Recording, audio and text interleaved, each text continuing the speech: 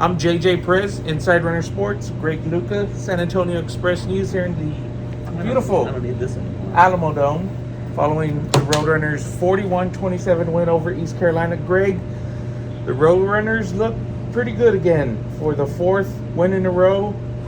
Third win by 14 points or more. No, it's fourth. Fourth.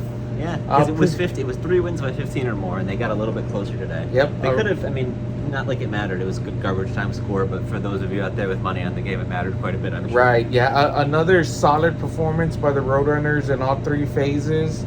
I don't know where you want to start with this one, but to me, it was a game of big offensive plays. That's where I started my story, so I think that's where I would go with it. So you had the 84-yard catch for Josh Cephas, which was a school record reception. He also had a 65-yarder, and I think it's worth noting Tykeal Kellogg had really critical blocks on both of those. Yeah. The first one was more noticeable, where he kind of cleared out the Sprung corner, the guy open, and he opened the lane on the sideline, but even the second one, you don't notice it as much because Josh is doing so much, but he really kind of shielded that safety from ever kind of trying to make a play on the ball. So he was just hoping somebody would catch up from behind, and nobody did because there was so much open field. And then Rocco Griffin had the 69-yard run, I think it was. So very nice. It was interesting because really this is not something that probably is indicative of much because it's so rare that you spring plays that are that big. But coming into this week, UTSA was one of only, I think, 14 teams in the FBS that had one or fewer 50-plus plays. And it's not like you would ask, like, why aren't you getting more 50-plus plays? But it was just interesting that they hadn't had those kind of things that lightning struck, that they broke free, and then within 17 minutes of game time, they did it 3 times. And I think it was a product of how East Carolina plays defense. We talked all week about this run defense and how stout it was, and depending what kind of metrics you use, Coach Traylor was saying it could be as high as number 2 nationally. Yeah. And I think you probably saw some of why that was once you get them on the same field with UTSA, because they really kind of loaded up, it seemed like, to try to prevent them from having some success on the ground. And it was, I don't even remember what the number was, but it seemed like UTSA's run game was pretty limited. Aside from that big run, I'd be interested to see what the total and what the average was, but it didn't really make much of a difference because they were so successful in the passing game, and especially with some of the explosives that they hit. So they always say take what the defense gives you, and if you can, offensive balance is only as important as being able to do what they're allowing you to do, and I think they hit the mark on that one. I do feel like the offensive game plan this week was a little tweaked because of that.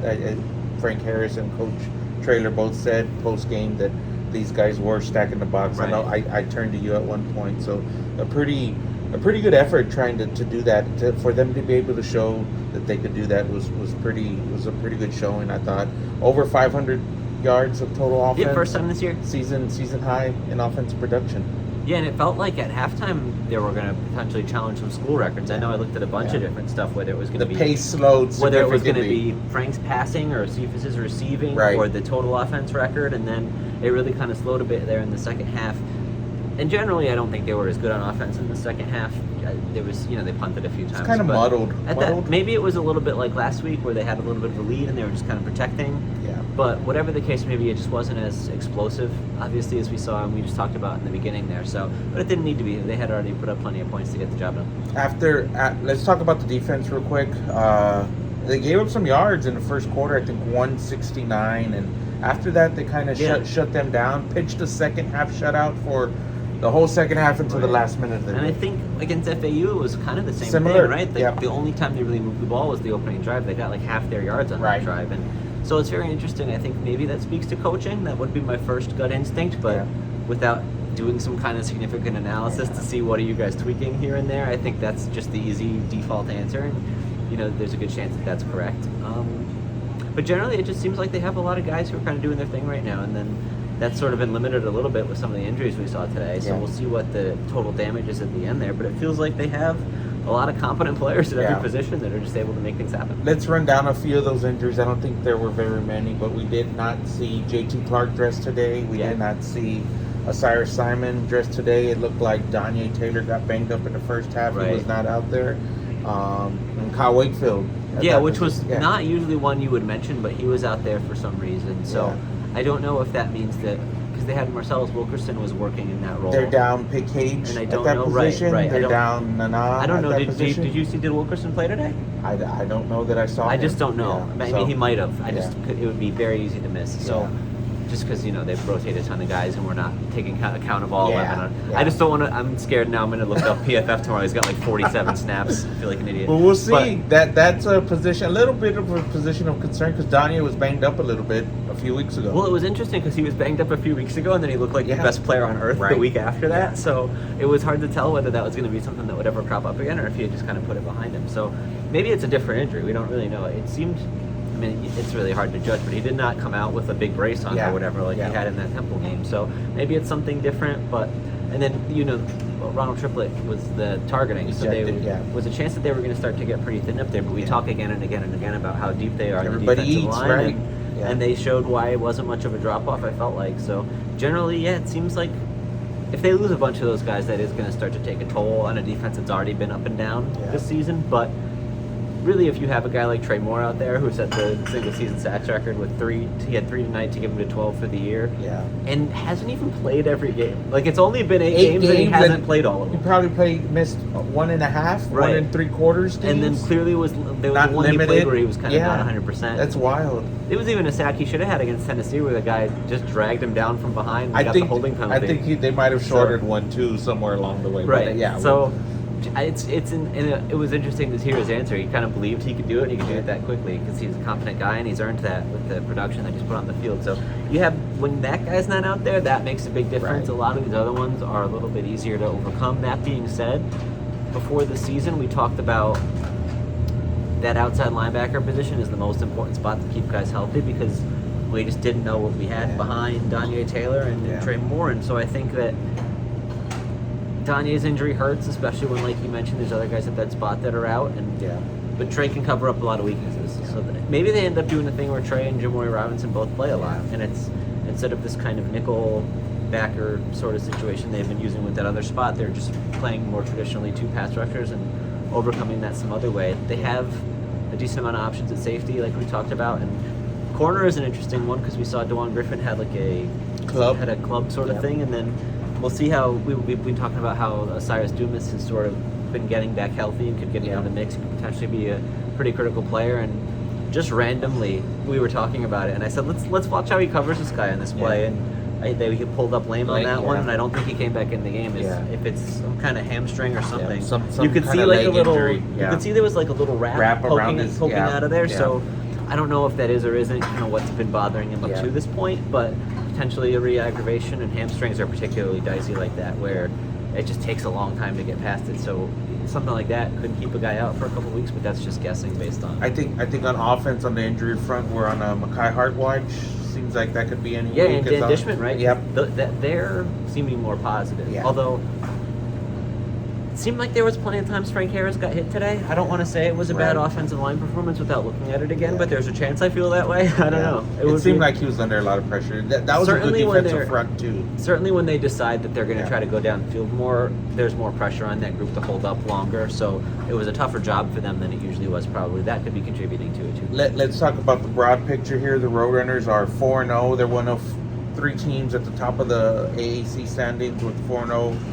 Conference records, Tulane, SMU, the Roadrunners, a clear path there for UTSA to compete for the league title. Yeah, it seems like that matchup against Tulane is still the one that I would circle, but North Texas looked pretty formidable today. That was a crazy They were inning. right down to the wire with Memphis, right? And they were leading under a minute to play. SMU has looked pretty dominant, but the last couple of weeks, Tulane's looked gettable. They've played competitive games. They're still winning. They're obviously still a cut above the rest of the league, but I'm much more confident in the Roadrunners' ability to play with them now than I was a couple of weeks ago. I think UTSA is trending in the right direction, and I don't know if it's not fair to say that they're trending poorly. They're still as strong as they look like, but they are not necessarily blowing teams out every week. If you put UTSA's resume against theirs just for the last couple of weeks, you would say UTSA looks like the stronger team at the moment. So I think that matchup is looking more and more feasible as time goes on, but there's still 3 more to get through before they get there.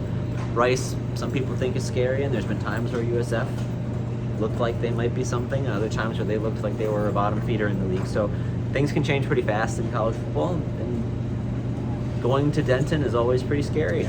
So anything can happen these next few games, to borrow the obvious cliche there, but especially with that matchup and some of the demons that they've had with that matchup, it's possible. I mean, if you can go in there 11-0 and lose, you can go in there at this record and lose. Yep. 4 games left on the regular season schedule: North Texas, Rice, South Florida, Tulane. I mean, 2 of those are here. Yep. So in terms of just getting to Tulane, I think next week's the hardest test. Yeah. That's a rivalry game. You can throw out the records out of that one, and they'd love nothing more than to ruin UTSA's contention in the league title game. So if UTSA gets by that game, I do think that they have a decent chance of getting through the next 2 at home. I do too. And then heading into that last week undefeated. And it does seem like, I guess it would be interesting to see how tiebreakers work. I could imagine a scenario where ranking or because couldn't you envision a scenario where if UTSA loses next week, it's not like we're going to say they're out of it, right? Yeah. Because then if they still beat Tulane the last week, they'll probably play SMU. Yeah. And if they win next week, they probably still have to beat Tulane the last week to play SMU. So in a thing, sense, you can afford that slip up, Yeah. but you just don't want to start thinking about who's in 3rd and 4th place and could anybody come catch you from behind and things like that. The other thing is, and we talked a little bit about it this week, is I don't still think we've seen the best football out of the Roadrunners yet. I still think their best football is ahead of them. Yeah, it was interesting when we talked about the big plays. It was like there's another new dynamic that we didn't even know we were missing that they kind of unlocked again today. So generally, I think they are getting help. Before the second half of this game, it felt like they were just constantly trending up in terms of the health. Like it had been a while since somebody was down, and I felt like I had to add it to my notes and keep an eye on it. But then in a pretty short order there, we talked about a bunch of the guys that were missing, and I don't even know if we mentioned Matterson went down for a minute too. So it's just going to be interesting to see how that works out through the week, because that, I thought, was the key to, on top of Frank Harris knocking off whatever rust he might have had, which seems like he's just getting better and better. He did have that pick 6 throw that was, that's got like one of the worst throws he's made in years. I don't really know what was going on there, but he played a great game other than that. So I do think that he's probably getting back close to where he's going to be. Maybe looks a little bit more mobile at times, and other times he's resistant to take off in cases where he obviously would, so that's hit or miss. I meant to ask him how he's feeling with the toe, and I don't think it came up in the presser. No, we'll get him this week. But we'll get him at some point, so I'm interested. He'll lie to us anyway. Yeah. So I do think it's... Still get him, but still ask him. Right. But I do think it's interesting to see his progress, and obviously if he's get back to 100%, then that unlocks a little bit more, or maybe he's there now and they're just not, they haven't turned to that offensively. It's one of those things where late in the year you're going to run the quarterback more in those critical games where the wear and tear is something you worry about less versus doing whatever's correct in this moment to get us the best chance of moving the ball forward. So if the defense continues to not have these injuries be too bad and trend positive health-wise, and the offense benefits from more continuity with Frank, I think we can say at this point it seems highly unlikely that JT Clark's going to come back or have any kind of an impact. So Mekhi Hart offers you an opportunity for an upgrade. And other than that, that group probably is what it's going to be, but then it's just a matter of kind of staying at that level. Yep, I think JT Clark had a second opinion this past week, and maybe we'll get some news on it. Hopefully we get an answer Monday. Yeah, so I want to talk about the attendance tonight a little bit. Do we hit everything on the gameplay? Yeah, I think so. So 22,000, some change tonight. Lowest attended game of the season, Saturday afternoon Halloween game. Energy kind of felt a little low here in the beginning of the game, but it got cranked up there when the defense started playing well. Yeah, there was a time that they forced a timeout. I think it was because just the crowd noise was at that level that they couldn't get the play off or couldn't get communicated what they wanted to get off. So I think that was fine. I forget who I was talking to this week, but I said the people who complain about the attendance in the Alamo Dome aren't going to the road games. Right. Because it's like, it feels like they play in front of these empty buildings every week. It was me. Okay. Yeah. But it's like, even going back to previous seasons, but there this was year, nobody in Boca this last year week. and Temple. Yeah. I mean, so, and those are not like these bottom feeder programs either. So I think it's easy to go that's into fair. It's that's easy to fair. go into this building and feel like it's not necessarily packed every week, and it's not. There's 65,000 seats or whatever. But I don't think that there's an attendance problem. I mean, if the trend continues like this, where last week was the lowest and the one before that was the lowest, and from the high of Texas State, which was obviously fueled a little bit by having some San Marcos folks around. So if the trend is going to be negative, we'll have to revisit it in a bigger way. But it seems like this is sort of the pattern that has emerged, where a lot of these non-conference games, coupled with the start of the season and the freshness of football being back, tends to lead to some greater showings and turnouts early in the season, and then you get into some of these conference games against unexciting names that people aren't that familiar with, especially in this case.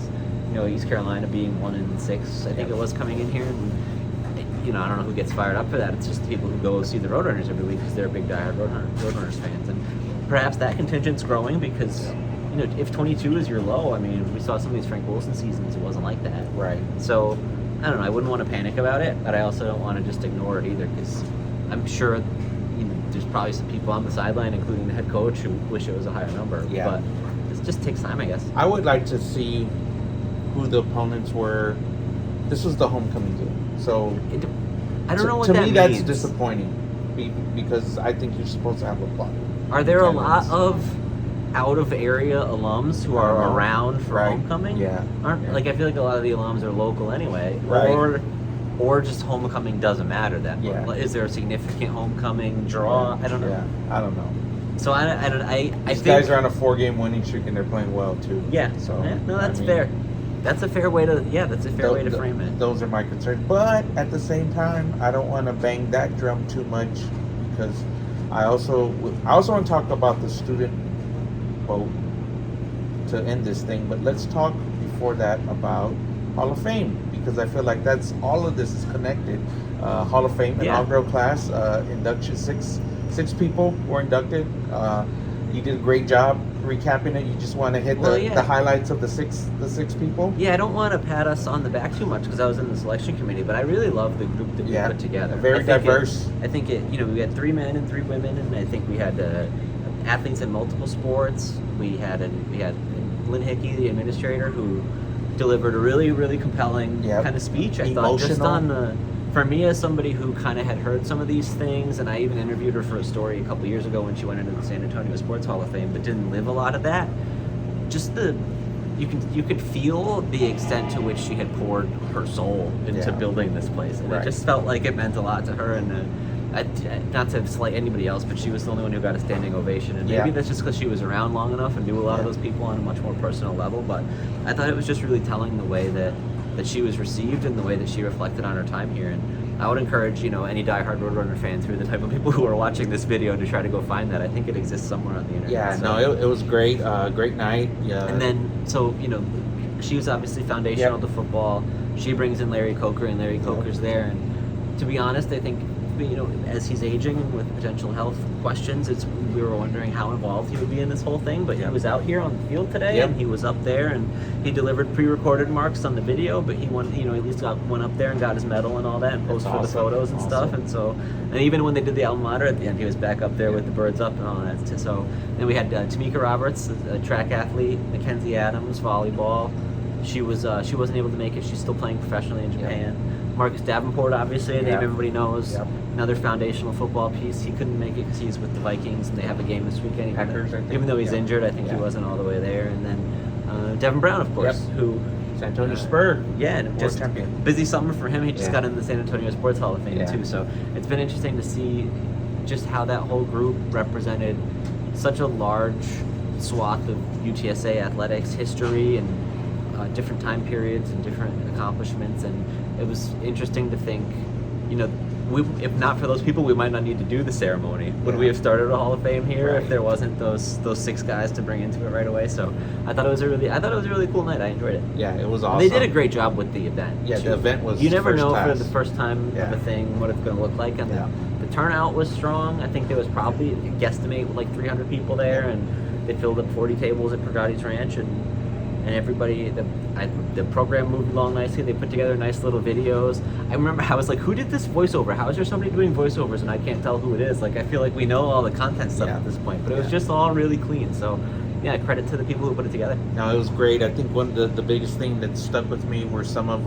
Lynn Hickey's comments, who's no longer involved in UTSA at all. Like, she went off to Eastern Washington. She retired last year. Now she's living in College Station, and she says she follows the Roadrunners now on Twitter and Facebook. Is what she said.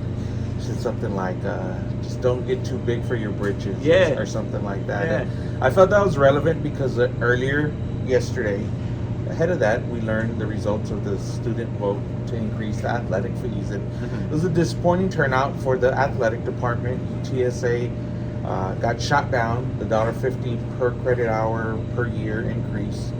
was voted overwhelmingly down by the students. It wasn't a huge student turnout. Like 16.9%, I think. Yeah, which is also disappointing. And I don't know how much. I don't know what the baseline is for that. Right. I know the previous one was around 20, so Right. it's lower than that. Yeah. But I don't know what you're supposed to draw. Now, that being said, I mean it's an online vote. It's pretty. You could do it on your phone, I think. Right. Right. So we I could see being disappointed with it. I mean, before we get into it, I mean, if there's 6,000 students here, how do you have There's that? not that many students here, but maybe there's 3,000 today. we got the student ticket numbers last year, and they were Yeah. all like 1,000 or less. Okay. It just looks bigger than it is. Yeah.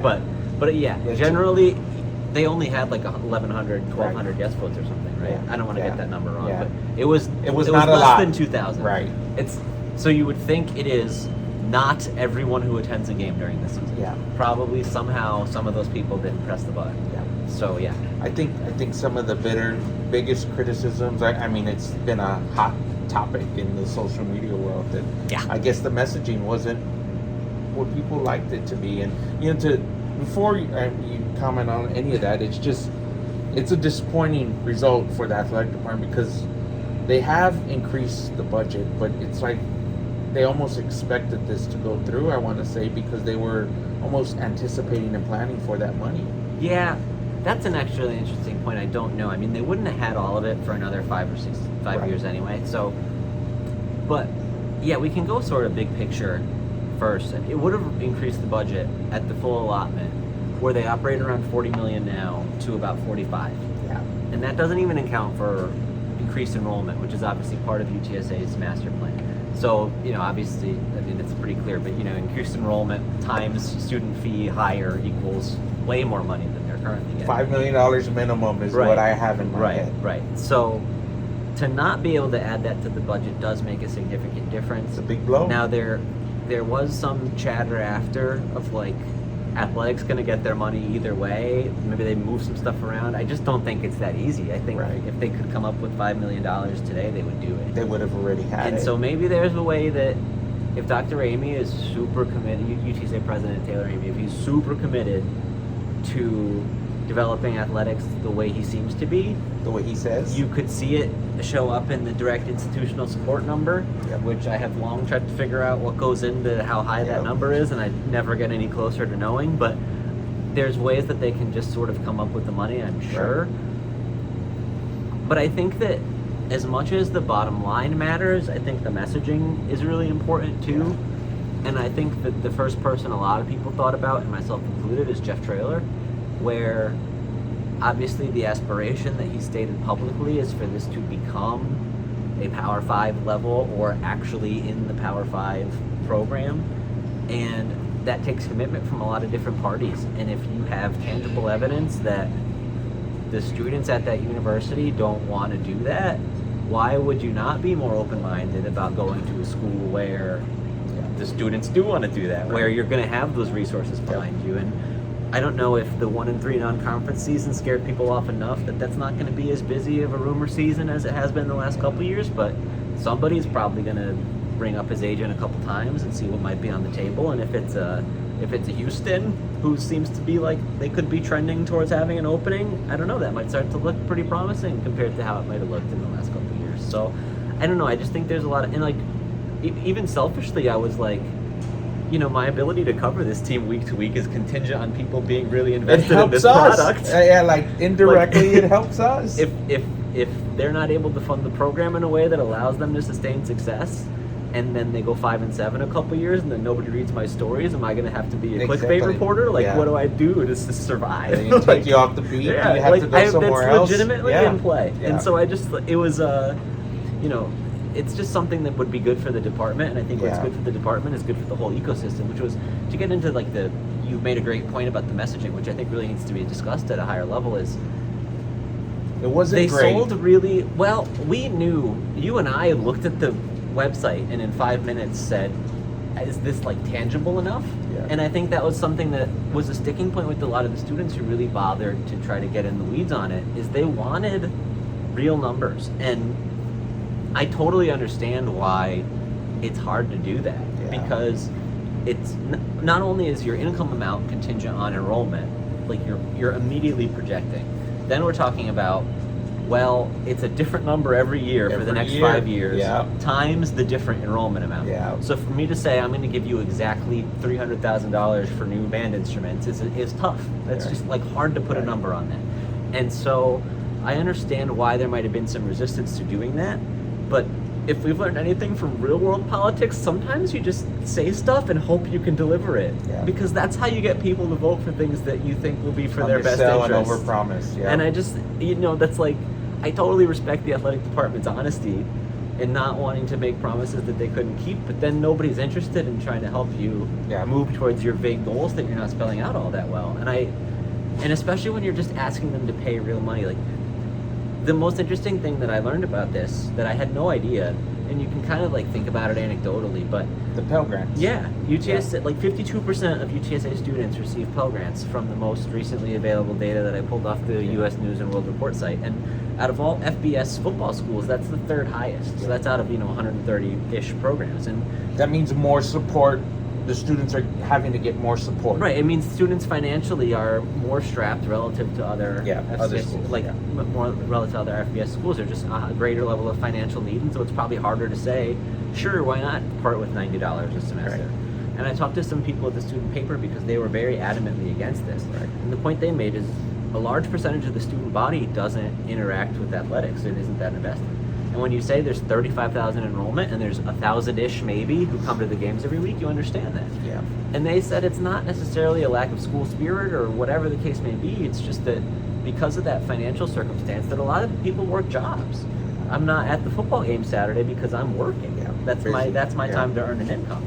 And if it's not, maybe there's also plenty of people who just don't like football, but I don't know if it's fair to say, I tried to ask Lisa Campos about this both before and after, if there's just something to be said about the lack of connection between athletics and the student body, which maybe I think there's something there, but probably there's something there at every school where it's just hard to feel like the student athletes are integrated into the general student population. And maybe that's part of why for the first time they decided to earmark some of the athletics fee if it had been increased to SOSA and to student groups. Cheer. Yeah. Because, that's a whole other thing. But right now SOSA is funded basically through the academic side because SOSA is a class. What funding that goes from athletics to spirit groups is for cheer and I don't want to speak out of turn here. I think it's specifically not band. Yeah. So this was going to be the first time that athletics was contributing directly to the band program. And so my thought was that when you talk about that connection that makes the greater student body want to support athletics,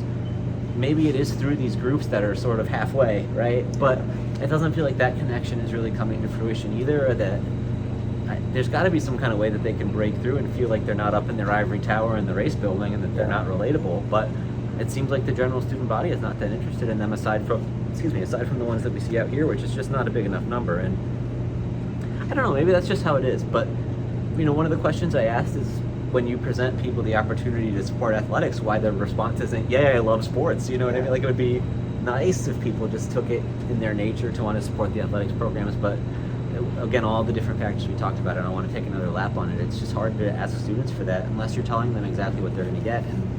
And I think value added to your degree and national brand recognition are highly important. And I think that those are worthy reasons to vote for something like this. I also think it's just not tangible enough because people might not even believe that. Right. There's even if you think that that's true, there's the intangible part of it. But you might think that that's just a bunch of hubbubaloo or whatever, where you just don't believe that that's actually going to translate in a way that benefits you, which I think statistically would be proven otherwise. The impact that sports success has had on enrollment growth is well documented in any number of different universities, and the amount of schools that you or I have only heard of because of their sports teams is pretty. I, not being a Texas person or a San Antonio person, have only heard of UTSA before I moved here because they hired Larry Coker. Yep. And so I just think it's inarguable the extent to which that helps but UTSA has made a lot of progress on the academic side, and I don't want to speak about it too much because I'm not an expert in that. But they've earned the Carnegie R1 designation as a research institution, and it's pretty crowded real estate to be a school that is super known for academics. If you really one or the other, if you want to say you're going to build your reputation that way, I respect your efforts to try. I think that's a little bit of an uphill battle to say that we're the next Harvard or MIT at UTSA, but some people would like to frame it that way, or at least push towards that goal.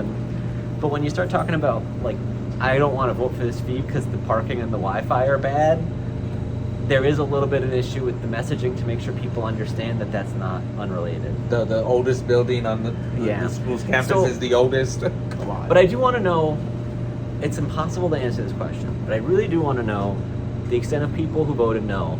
How many of them had a perfect grasp of all of the selling points and understood that there was a gap between athletics fee and fixing the Wi-Fi and that those aren't related, and they knew all of this correctly and decided to vote no? And how many people were influenced by misinformation or a misunderstanding about how things work or where else that money might go that voted no? Because if students have a great understanding of all the dynamics and decide that they don't want to support it, then that's their right. Right. But I just fear, as somebody who just wants things to work the way they should, there was like a lack of understanding that contributed to this in a lot of ways too. I think we saw a 6-week campaign, and I don't know how much. So I asked Lisa about that on Monday, and it didn't get into the story because the story is only so long. But generally, it's, if you have too much lead time, people forget about it, and if you have too little lead time, people think you're trying to sneak it by. Yeah. And so that was the window that they reached in accordance with talking to people who, in student affairs and student government, who deal with these things more regularly, that's kind of the standard way to do it. So it struck me as coming together pretty quickly, but that was the recommended window and how most other things work too. It's hard to fault the students for voting against it because I was a student who worked, paid my school myself, and got loans. So it's hard to take on another $3,000, $4,000 to that. So I could appreciate that aspect, but at the same time, I think it's a disappointing blow to the department. Coach Traylor's post-game comments were pretty widespread. I wish we should have asked him right after. He thought about it too much. Oh, he thought about it way too much, and kind of rallying cry to the rest of the supporters that they need the funds somehow, some way, and they got to work and get in it. Yeah, it was really interesting, his response, which was, it's just a setback, but it's not the end of the road, essentially. It's a comma, not a period, is what he said. And, I mean, that's a really smart way to look at it. I would be much more discouraged, and maybe he is privately. Yeah. But that's a big gap to make up. To go huge. To go from 70% to get that done. Yeah. Unless you are, I think it'll be years before they get to try again. You can't just whip it out again next semester, but hopefully they've learned, for their sake, they've learned a way to frame it differently. Yeah. You can lump these things in with facilities fees or student transportation services or whatever. Yeah. And that was two separate initiatives that both got voted. You can actually just make it all one thing. Yeah. Like how the proper politicians do. You just put the stuff you want in with the other stuff that the people need, and you just hope it gets by. And so I think that maybe they'll approach it differently next time, seeing how much of an uphill battle it is to pass it in the traditional means. And maybe they do have other ways to just sort of supplement that money. I mean, we've talked about this, but not a lot recently, is right now they're getting by with no conference revenues and media shares because of the way the Conference USA deal worked the last couple of years. And it sounded like it changed a little bit with the addition of Army. Yeah, and so now the American, even when we talked to the Commissioner Oresco over the summer, it was that they're going to come in all these new teams are coming in at a certain limited basis, and they hope to equal it out over time. So they're going to get more revenue just from that. But we talked about it when they got accepted into the league. It's easy to forget that's still coming. It's kicked down the road. That's going to get you past the 40 million mark, and then you just look for ways to keep growing from there. I mean, Harvey Nijum throws $1 million in there, and that makes a big difference. It makes a huge difference. You find a couple guys like that, and you're already offset your student fee loss. Yep. So I don't know. Do you think it makes a difference for Traylor and his willingness to stay here long term? It doesn't make the program more attractive, to your point, and you got teams like Arkansas struggling, teams like Houston struggling, and they don't have to worry about overspending and fundraising for their recruiting budget, which Coach Traylor revealed to us today he did this last cycle. So it's all connected. They talked about one of these on the record recently, didn't they? Where it was like, we spent all of the money until, like, all the money by December that we were supposed to because use of all the next year. All the official visits now, and then that donation came in, and now they can cover it. So and here we are again. Yeah, what a way to do things, but they find a way to get there. It's everybody. Somebody always steps up. So it was another call to the Roadrunner faithful to see what what can be done. So I think every little bit matters here. I think one of the points I want to make on this that relates to why we react to it so strongly is that the momentum around athletics had been so positive for a long time. They haven't taken any losses. This is a big loss. I started here in October 2018. And since then, it's been, here's some new buildings, and here's a new conference, and here's some championships, and here's our ability to sign this coach to a 10-year contract that's unprecedented for this school to be able to lock up an employee at that level, at that kind of a salary figure. And you would have to tell me when the last time is that they took a big L like this, because it's the first one that I've witnessed. Yeah. And so Jeff Traylor has said this in a completely unrelated context. He said it's really hard to get momentum, and it's hard to keep momentum, but the hardest thing is to lose momentum and get it back. And I think that the athletics department has to hope that they can just sort of get over the speed bump without that becoming the narrative, is that it's slowing down in some way or not turning in the right direction anymore. Yep. We'll see how this all shakes out. It sounds like it'll be a long process, but we'll keep on it. As always, Greg, appreciate you doing this. We didn't do one last week. I know, and the people missed it. You had travel. I had some family time going on, so we birthday party. Yeah, birthday party, and got a handful of people looking for it. Where's the video? Well, here's the good news. Here it is. The good news is, so North Texas pretty easy travel wise. Yep. I think we've already planned. We've already planned we're going to do that one Sunday. Okay, so be patient. And then there's 2 home games after that. That's usually pretty doable. Yep. And then Tulane will be important enough that we'll have to find a way. Yeah, we'll find an early game. And you know what? That's looking more like a 2:30 ABC start time every week. So you guys are going to be covered. There you go. Well, Greg, for you and the little Roadrunner guy, JJ Perez, Inside Runner Sports, Greg Lucas, San Antonio Express News. Thanks for watching this double extra long feature, extra long recap for an extra long game. We had a lot of stuff going on. Yep. Thanks, guys. Later.